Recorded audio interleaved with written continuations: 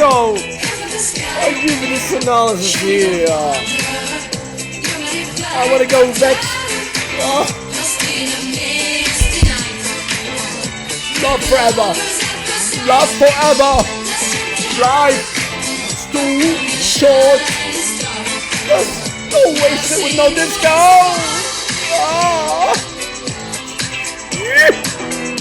How you guys doing? How you guys doing? Hope you're doing wonderful. This is an analysis for the dollar. I'm gonna start with my thesis, even though I don't like thesis, but still, I'll change it. I promise you. I'll start my if it proves otherwise. I just want to. I had to have guidance. We use the thesis briefly, and if it doesn't work, we throw it out of the way. Boom. My thesis is we concluded the down turn. And my thesis, we had 5 waves up and gave us the first wave, and we had the corrective wave, which resulted on the second wave. This is Elliott wave. They believe, and he believed in the price structure goes in waves, and he believes the third impulsive wave is supposedly not the shortest one, but most of the times the strongest one. So I'm expecting a strong wave, but not now. But it's the start of the wave. How did I know it concluded?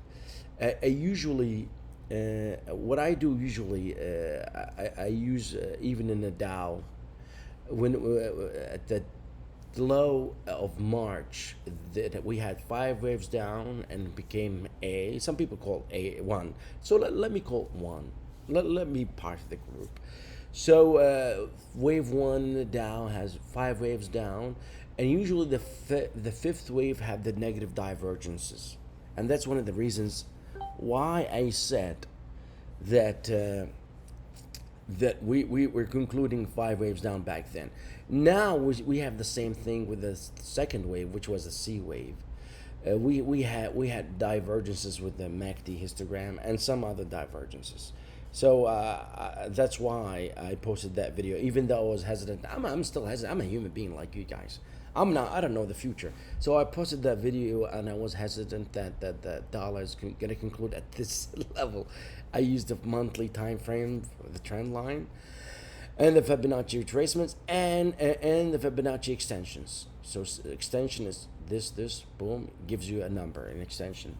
So that's why I was hesitant yet comfortable to call the bottom, even though no one calls the bottom. I might be wrong, and I'm okay to be wrong. I'm not proud. So we might have a lower low, but so far my thesis says no.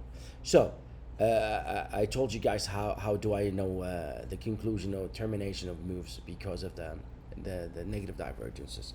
So I want to get this out of the way first. So my thesis.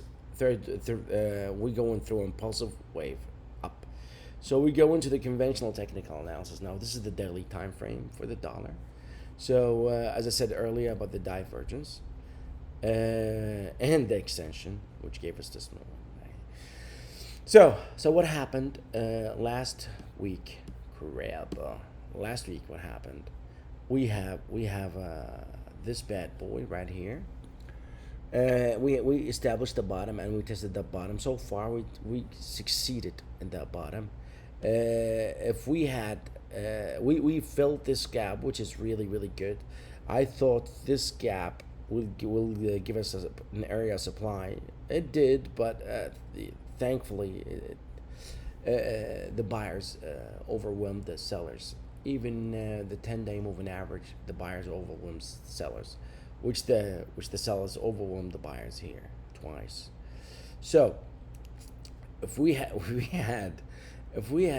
like a big red candle, I would have called this a morning star. But nevertheless, it's very important, extremely important. And I mentioned that in Twitter. For the R side to come out of the oversold, this is extremely bullish. And historically produced good price expansions to the upside, if we're talking about upside. So last time it happened, even though it was not a conclusion of the down move, last time it happened, it gave us almost 3%, 3.5%, which is really huge for a currency. And before that, it gave us this epic move. So don't belittle the RSI signal here. It's big.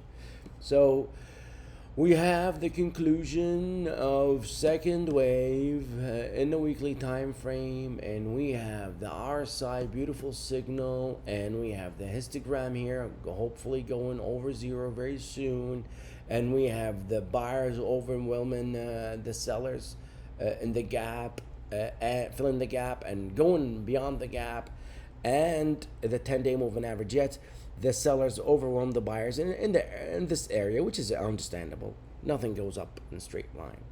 So this is the daily time frame. Let me go back to the weekly time frame just to talk about this thing right here. All right. Okay. So we have a tweezer bottom right here, which is extremely bullish, even especially if it goes in a if it find buyers on an extreme down move twice, 2 weeks consecutively. So a tweezer bottom and a bullish Harami.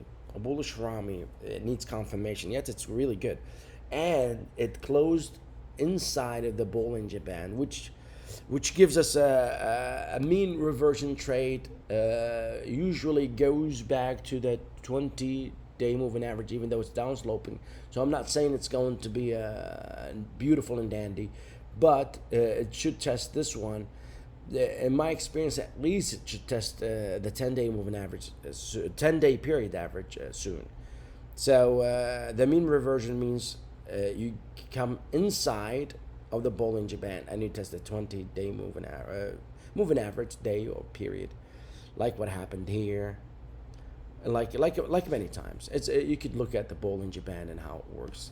So we talked about the weekly, the thesis, and the bottom and process. Now we talk about monthly time frame, which I posted before, and I'm repeating myself. A broken record.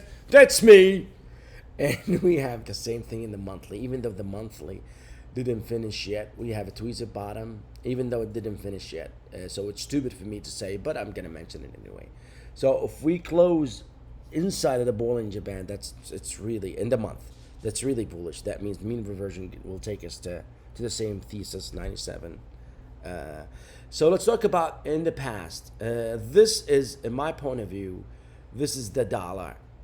We are here in 2008. So last time, this was a bear market rally at that time. All of this, and then the total flush after the Lehman Brothers happened right here.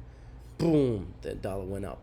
So in my point of view, even though I don't know the future and I'm full of, you know what, I think we have another 2 months, maybe not, to have a violent move to the upside if the history repeats itself.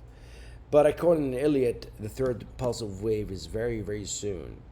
And historically, bottom will take 3 months on average, like this one, 3 months. Then you have another rally after. In 2018, and here this was not a bottom. This was a consolidation. That was a bottom. 3 months. That's a bottom about 1, 2, 3, 4, 5, 6 months. So I would say 3 months in the past. So overall, in conclusion, I'm very bullish on the dollar. I think the bottom is in, but I made a lot of mistakes in the past. So please don't quote me on that. Don't make any decision based on my analysis. You make it on your own analysis. I made a lot of mistakes in my life, and I don't want to have that ethical baggage over my shoulder if I make you lose money. So it's your decision.